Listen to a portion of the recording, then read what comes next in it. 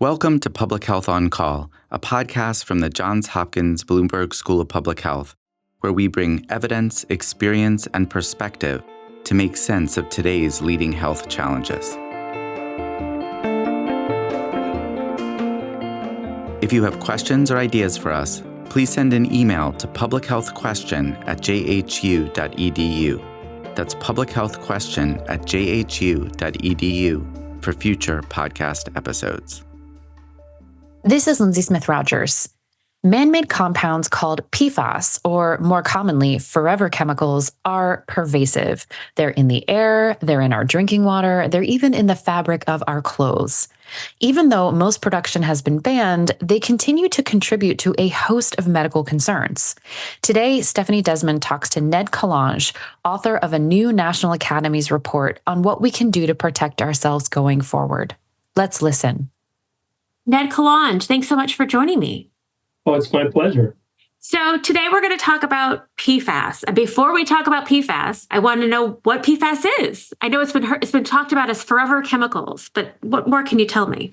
Well, PFAS stands for per and perifluoroalkyl substances, which is a long phrase for a group of chemicals that are characterized by a bond between carbon atoms and fluoride atoms. And it's that bond that's really very strong that makes these chemicals last a long time in the environment and a long time in the human body. So these are man-made chemicals. None of these occur naturally. That's correct. These are all man-made. And their pervasiveness, as you write in a recent report, is alarming. Could you talk about that, please? Well, the issue is they do take a long time to break down in the environment. And so PFAS contamination, water supplies that have happened years ago persists because it just takes so long for the chemicals to erode and degrade over time. And then the problem is that they're in our drinking water. And so as we drink that water, they also accumulate in our bodies and take a long time to go away. This seems like a really big issue. So I'm wondering if you could break it down a little for us. So if it's in our bodies, it's there for good, and is it going to make us all sick? How does that work? Right. So once you ingest it, it still is eliminated. It's just eliminated over a long time. So some PFAS might take maybe a day to go from whatever level you're at to half as much. And some PFAS will take months or even years before that halfway measure is met. So they persist in the body for a long period of time. It is concerning because in the study that we did, we reviewed the literature, the medical studies on PFAS, and found that that high levels were associated with different conditions. And those conditions included like decreased response to immunizations. So we make antibodies when you get a vaccine, and we found a decreased antibody response in both adults and children. We also found increase in cholesterol levels in both groups. There were small decreases we found in infant and fetal growth, but they were consistent across studies. And there was an increased risk of kidney cancer. And those four findings were in an area of I would say moderate certainty, or about high certainty, that we thought there's enough evidence to say those were real. Then there are a group of conditions where the evidence wasn't as strong, but was enough that it was suggestive or moderately certain. That included risk of breast cancer, testicular cancer, liver inflammation, a risk of pregnancy-induced high blood pressure, thyroid disease, and an increased risk of a condition called ulcerative colitis. So those were the ones that we reported in the study. There are a lot more conditions that have been proposed as being associated with PFAS. These are just the ones where the committee felt comfortable that the evidence supported calling them out as risks of PFAS exposure. So how would I know if I've been exposed? Well, that's a good question. Most states are able, and most municipalities are able to tell you whether or not there is PFAS in your drinking water. I work in Colorado. All of our municipal water supplies have been tested for PFAS, and that's been reported. And so talking to state or local public health officials are one way. I think another way, there's a number of researchers across the nation, especially around the East Coast, who have studied their water supplies and the communities that are around those water supplies and know where there's contamination. And then finally, there's some kind of higher risk areas where people might live. So near military bases where firefighting foam might have been used in exercises, that's a way for water to get contaminated. There are also factories and plants that that in the past could have produced PFAS either directly to create the compound or indirectly as they made other compounds. And so there are a number of kind of areas where people's concern might be higher because we know it's in the drinking water. So you talked about sort of public health keeping track and surveilling. What about individuals? I mean, is there a reason I would go get tested for PFAS? What we concluded in our study was that if there's a risk that you had a significant exposure, and of what we already talked about, I would add to that, you work in an industry where you work with fluorochemicals, or you're a firefighter who work both with fire retardant clothing and with firefighting foam. But those would be exposures that might lead you to go to your primary care clinician or usual source of care and ask whether or not you should be tested for PFAS. And if I test positive or I test above a certain level, is there anything I can do? Well, I think the first thing to do is to look for sources of PFAS in your environment and try to cut off those routes of exposure. So if it's drinking water, then use drinking water filters that filter out PFAS. There are a number of those available.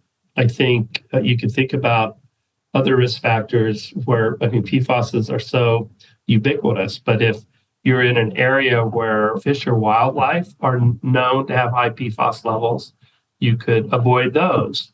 You could avoid products that provide waterproofing or stain resistant to clothing or fabrics. You could stop using waterproof cosmetics. Fast food containers that don't leak through often contain PFAS, and waterproof clothing. So we don't know how much those other potential sources contribute to a person's overall PFAS, because most of our knowledge is about drinking water. But if you had a high level, I think looking at all those potential areas would be something that individuals could do. I think the other thing I did in a report, this is the National Academies of Science, Engineering, and Medicine, was say, if you're at a very high level, if you're at this kind of moderate level, there's a level below which we said, just get your usual care. And then there's this really broad level where we said, well, you might think about making sure that you comply with current recommendations. So there are a lot of prevention or screening recommendations that we have evidence for. And we also know that we don't do a great job of providing those services to all people. And that's for a variety of reasons. But when we actually measure it, we find that we don't get as many women getting mammography or cervical cancer screening, or people getting their cholesterol checked or their blood pressure. So if you're in that kind of middle level, we recommended that you really think about those and make sure that you get them. So make sure you get your cholesterol tested.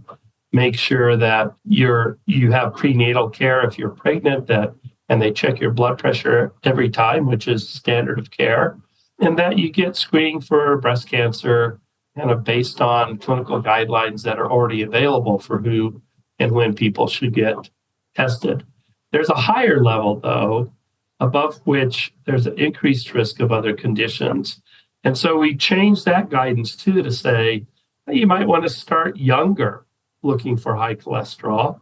So for patients 2 and above, and you might want to get screened more often, kind of according to American Heart Association guidelines for high-risk adults. You might ask your clinician to get thyroid function testing every visit, every well person visit. Clinicians should consider assessing for signs and symptoms of kidney cancer, including doing blood tests, looking for blood in the urine.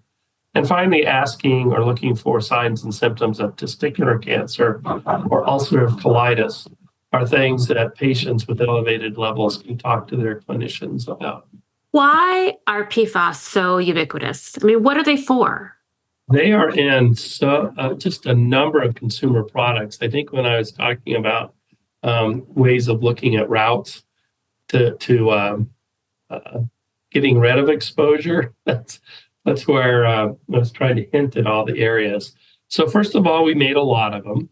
We used them because of their properties of being able to put out fires. So that's an example about stain resistant and water resistant fabrics, about creating containers that don't leak through. I think the other issue is that Teflon pans were PFAS, and so nonstick cooking surfaces. So as we made these different products, there were other PFAS that were byproducts of the manufacturing process that were just put into the usual kind of wastewater areas, and then they persist. And so we made a lot, and then they persist. Mm-hmm. Are we making them still? The 7 compounds that we studied in the National Academy's report are no longer being made. There are still new PFASs that we have less information on because they're new, that may be safer or may be less safe. We just don't have the evidence. Why is it okay to continue to make these given what we know now? There are some uses for which we have not yet found alternatives. Many of those are medical uses. And so making gaskets for joint replacements that last a long time and are slippery or have that kind of motion, that's something that we still need a reasonable replacement for.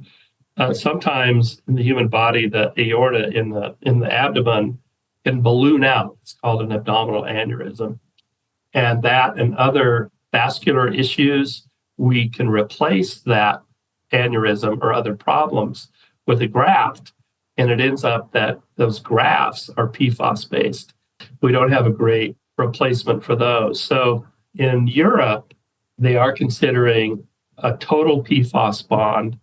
And the industry continues to talk about these fluoropolymers, which are felt to not be absorbed by the body, and so they're therefore lower risk, and saying that we don't have a replacement for these at this time.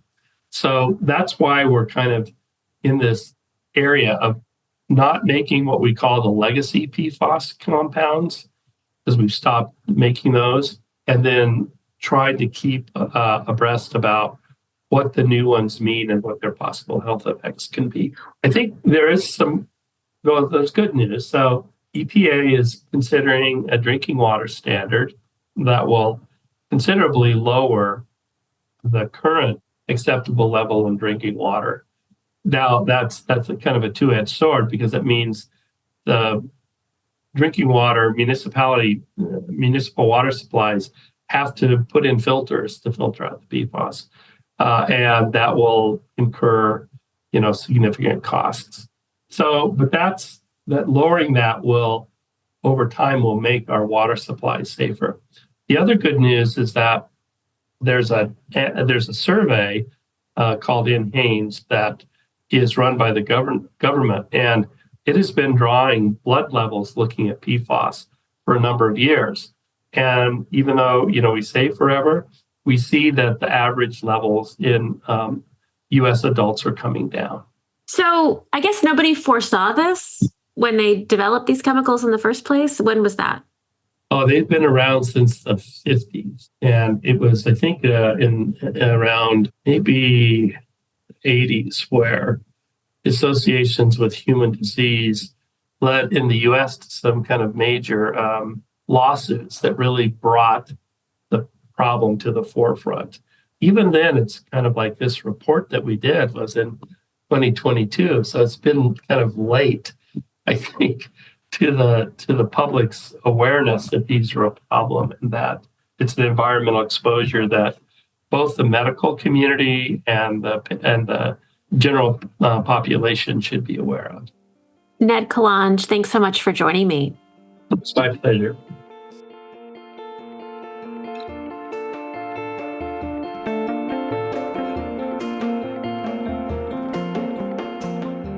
Public Health on Call is a podcast from the Johns Hopkins Bloomberg School of Public Health, produced by Joshua Sharfstein, Lindsay Smith-Rogers, Stephanie Desmond, and Grace Ceciri. Audio production by J.B. Arbogast, Holly Cardinale, Spencer Greer, Matthew Martin, and Philip Porter, with support from Chip Hickey. Distribution by Nick Moran. Production support from Catherine Ricardo. Social media run by Grace Ceciri and Eliza Rosen. If you have questions or ideas for us, please send an email to publichealthquestion@jhu.edu. That's publichealthquestion@jhu.edu for future podcast episodes. Thank you for listening.